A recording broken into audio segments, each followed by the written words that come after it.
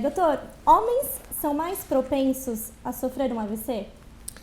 Isso é verdade, especialmente até uma faixa etária em torno dos 60, 70 anos.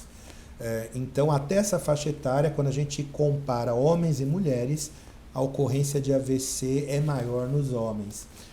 Após essa faixa etária, essa diferença já deixa de existir e as mulheres acabam tendo um risco semelhante ao dos homens.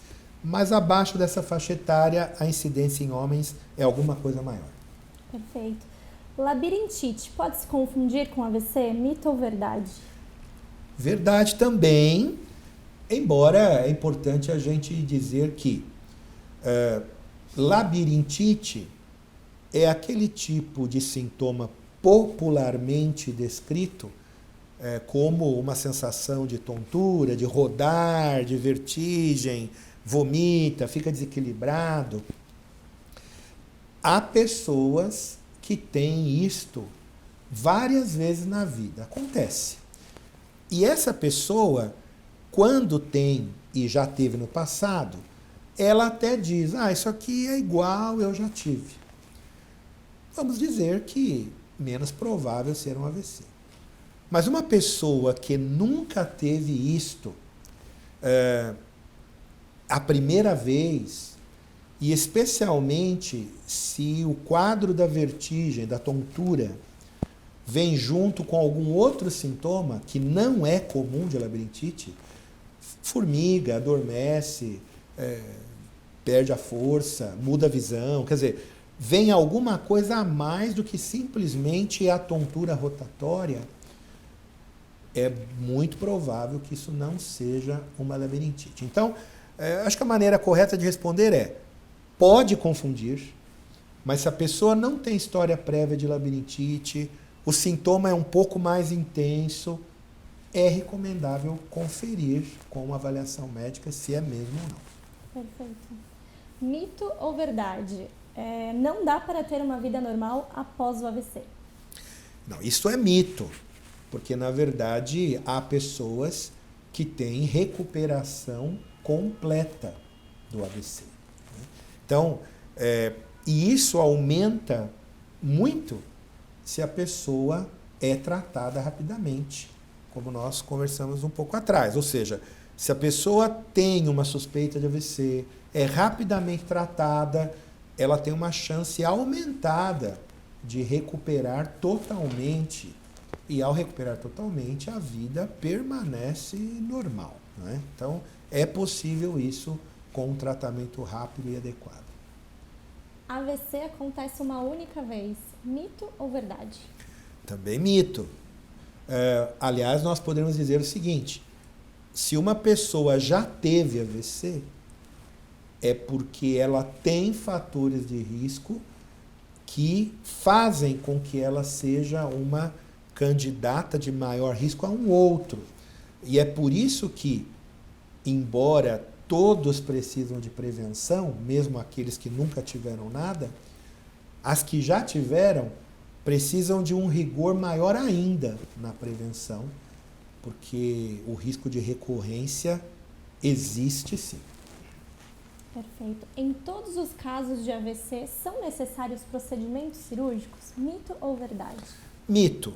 Poderíamos dizer que a maior parte, a maioria esmagadora dos casos de AVC vão ser tratados clinicamente com medicamentos e eventualmente com tratamentos através de cateterismo, mas intervenções cirúrgicas propriamente ditas existem, mas são para uma minoria dos casos. AVC sempre deixa sequelas. Mito ou verdade? Mito, porque é possível, como a gente disse, o paciente ter recuperação 100% total, embora, você já disse isso no começo, AVC é uma doença com risco de sequelas muito alto. Mas é possível, mediante tratamento, a pessoa ficar sem sequela nenhuma e quanto antes tratar, mais chance ela terá dessa recuperação total. AVC isquêmico é mais leve do que o AVC hemorrágico? Mito ou verdade? Isso podemos dizer mito é verdade. Por quê? Primeiro, em geral, os quadros de AVC isquêmico, eles se apresentam de uma maneira um pouco mais tênue, digamos assim, há uma piora em alguns minutos, e o quadro hemorrágico, ele em geral tende a ser uma coisa muito dramática, porque a pessoa tem uma dor súbita, vomita, às vezes até perde a consciência. Então, nós poderíamos dizer que aquele aspecto dramático do início, ele pode ser até maior no AVC hemorrágico, não é? Mas isso não está diretamente relacionado ao grau de sequelas. Então, quando eu digo que o AVC isquêmico pode ser mais leve do que o hemorrágico, podemos dizer verdade no sentido que o quadro hemorrágico costuma se instalar de forma mais dramática. Por outro lado, eu diria que é mito, porque a ocorrência de sequelas é também muito importante, para não dizer às vezes até maior, no AVC isquêmico. Perfeito. Dormir mal causa AVC? Sim, isto é verdade. Por quê? Porque o sono, ele é extremamente importante para o metabolismo do corpo. Quando eu digo metabolismo, eu digo pressão arterial, frequência cardíaca, equilíbrio dos hormônios. Então, se o sono é de má qualidade, haverá um distúrbio metabólico nessa pessoa, que pode envolver a pressão, o coração, pode envolver o colesterol, pode envolver o diabetes. E existe algumas doenças do sono que aumentam principalmente esse risco de AVC, que uma das principais é a apneia do sono. A apneia do sono, uma doença muito vinculada à ocorrência de roncos. Acho que é importante a gente dizer que nem todos que roncam têm apneia, mas é muito difícil alguém que tem apneia não roncar. Isso é raro, mas pode. Mas é extremamente comum a pessoa que tem apneia tem roncos, né? Então, uma pessoa que tem aparentemente um sono de má qualidade, como é que a gente reconhece uma pessoa que tem sono de má qualidade? Em geral, é aquela pessoa que está sonolenta durante o dia, porque isso significa que a qualidade do sono não foi suficiente para restaurá-la. Então é aquela pessoa que diz, puxa, olha, eu acordo cansada, fico com sono no decorrer do dia, estou lá trabalhando e fico pescando, estou dirigindo, me dá um sono que não consigo dirigir, não consigo ler, não consigo assistir TV, estou toda hora bocejando. Então, essa sonolência diurna excessiva sugere que a qualidade do sono não seja boa. Se a qualidade de sono não é boa, provavelmente essa pessoa tem algum problema de sono. Se ela tem uma história de ronco, muito provável que ela tenha apneia. E como eu disse, estas doenças do sono, particularmente a apneia, aumentam o risco de AVC e, portanto, elas precisam ser diagnosticadas e tratadas. Um ponto de atenção aí, então. Sem dúvida. Anticoncepcional causa AVC, mito ou verdade? Poderíamos dizer que é verdade também, mas eu acho que aí cabe uma explicação, não é?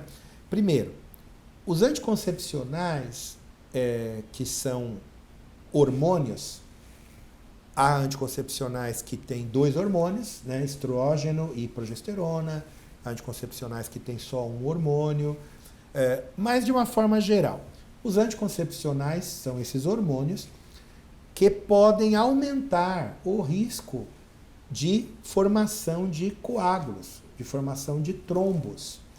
Bom, é verdade que o risco maior de formação de coágulos em quem toma pílulas anticoncepcionais é porque mesmo sem a pessoa saber, provavelmente ela tem alguma característica genética que faz com que os hormônios nela aumentem o risco da trombose. Essa pessoa que tem risco aumentado de trombose, por uma questão genética, ao tomar o anticoncepcional, tem esse risco aumentado, e essa trombose com mais frequência acontece nas veias e não nas artérias. A gente comentou no começo que o AVC é um problema circulatório mais voltado para as artérias, né? Existe doença circulatória cerebral por trombose nas veias também. E essas pessoas que têm risco maior com anticoncepcionais podem ter, que a gente chama de trombose venosa cerebral. Então a gente deveria dizer que o anticoncepcional é sim um risco aumentado, especialmente para essas pessoas que têm alguma predisposição genética. A pessoa poderia perguntar, bom, mas como é que eu vou saber se eu tenho alguma predisposição genética? Primeiro, olhe para a sua família. Então, uma história familiar, onde várias pessoas tiveram trombose, pode ser até trombose nas pernas. Mas aquela mulher observa, puxa, minha mãe, minha tia, minha avó, outras pessoas da minha família tiveram trombose nas pernas, por exemplo. Isso pode significar que há alguma predisposição genética. Essa é a primeira coisa. A segunda, às vezes questões genéticas vêm associadas com outros problemas. Por exemplo, a história de uma pessoa que tem enxaqueca, que é uma coisa comum, né? Uma pessoa que tem enxaqueca, que começa a usar pílula anticoncepcional e começa a ter mais enxaqueca, a dor de cabeça piora quando ela toma pílulas e tem uma história de enxaqueca, isso pode ser uma sinalização de que ela tenha um risco maior. E a gente costuma dizer que uma combinação crítica, assim, explosiva, a gente costuma dizer, é a combinação da mulher que tem enxaqueca, toma pílula anticoncepcional e fuma. Essa combinação, ela é de extremo risco, né?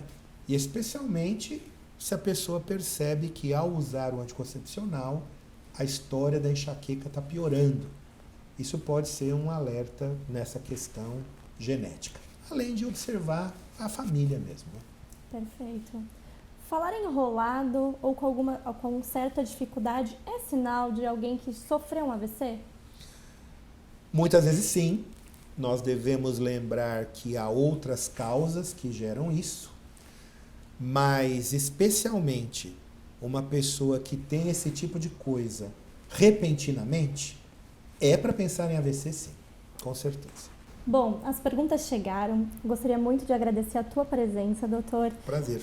Foi ótimo poder esclarecer a dúvida de todos os participantes. Se você ainda tem alguma dúvida, deixa nos comentários que o doutor vai ajudar a gente a responder. E a gente conta com a sua participação na próxima live. E não deixe de acessar o nosso site, que é o www.hcor.com.br. Lá você encontra diversos conteúdos sobre saúde, prevenção. E a gente conta com você e até mais. Obrigada. Obrigada, doutor. Obrigado, prazer.